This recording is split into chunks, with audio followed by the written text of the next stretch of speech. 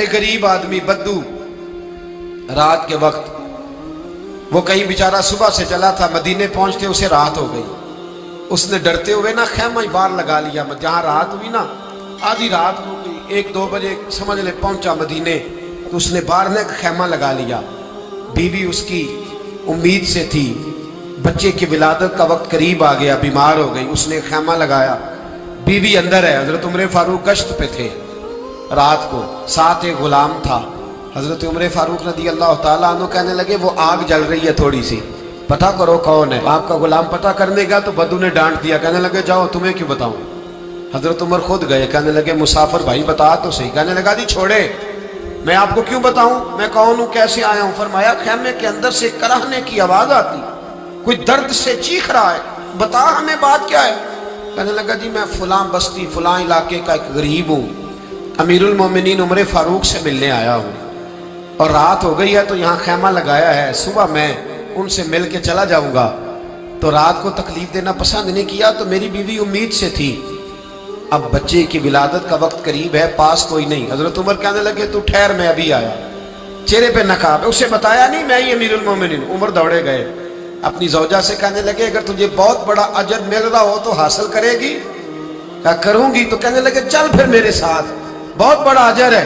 ایک دوست کے ہاں ولادت کا وقت ہے، ضرورت کی چیزیں ساتھ لے لو. اس عورت نے تھوڑے دانے لے لیے، گھی لے لیا. حضرت عمر سے کہنے لگی لکڑیاں اکٹھی کر لیں.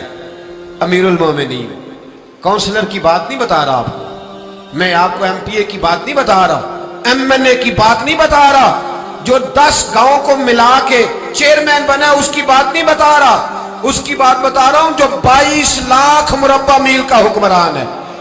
اس کی بات بتا رہا ہوں جو گلی سے گزرے تو شیطان رستہ ہی بدل جاتا ہے. اس کی بات بتا رہا ہوں جس کے بارے میں میرے مصطفیٰ کریم صلی اللہ تعالیٰ علیہ وآلہ وسلم نے فرمایا میرا عمر تو وہ ہے کہ 950 سال حضرت جبریل بھی اس کی شان بیان کرے تو عظمت ختم نہیں ہوتی. اتنا بڑا شخص. حضرت عمر نے لکڑیاں اکٹھی کی، اینٹوں کا روڑے لے کے چولہا بنایا، پہنچ گئے.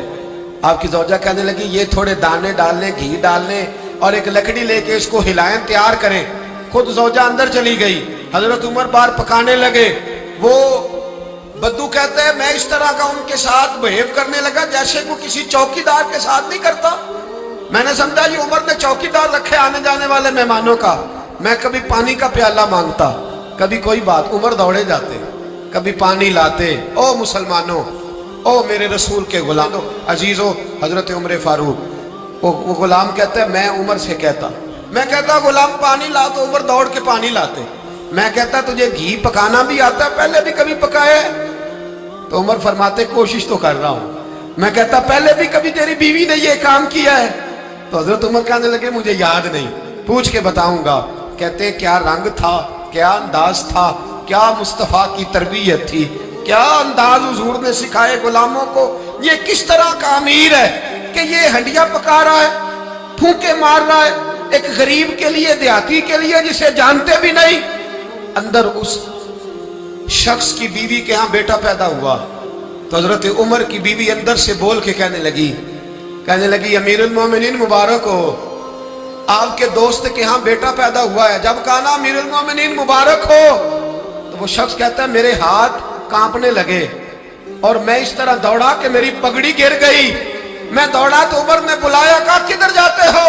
کہنے لگا آپ امیر المومنین ہیں، آپ امیر المومنین، آپ عمر ہیں، کیسر و کسرا جس کے نام سے کانپے آپ وہ ہیں جسے مصطفیٰ نے دعا مانگ کے اللہ سے مانگا، وہ والے عمر ہیں آپ. جس کے لیے علی المرتضیٰ فرماتے ہیں میں روز دعا کرتا ہوں، وہ والے عمر ہیں. جس کے بارے میں ابو بکر صدیق نے فرمایا تھا کہ میں اللہ سے کہوں گا مولا جو تیرے محبوب کی امت کے حق میں سب سے بہتر تھا میں اسے خلیفہ بنا کے، وہ والے عمر ہیں. عمر امیر المومنین کی بیوی وہ تو خاتون اول ہوتی ہے، وہ تو ملکہ ہوتی ہے، اور تیری بیوی دائی بن کر ایک غریب کے بچے کے پاس بیٹھی رہی ولادت کے وقت. عمر امیر المومنین ہو کے تیری داڑھی ساری دھومے سے بھر گئی تو ڈیوٹی کرتا رہا. تو سیدنا عمر رو پڑے اور اس بدو کو سینے سے لگا کے کہنے لگے تجھے پتہ نہیں تو کہاں آیا ہے؟ इस शहर का पता है? उसने कहा हुजूर कहाँ है? फरमाया ये मेरे नबी का मदीना है, ये मुस्तफ़ा का मदीना है। यहाँ अमीरों का इस्तकबाल नहीं होता, यहाँ गरीबों के इस्तकबाल होते। यहाँ हुजूर ने इस स्टेट पे मेरे रसूल पाक ने वो वाला रंग दिया है कि अब गरीब सर उठा के जीने लगे हैं, अब मजदूरों को इज्जतें मिलने लगी हैं, अब यतीमों ने सर उठा लिया है कि हमारा कोई सुनने वाला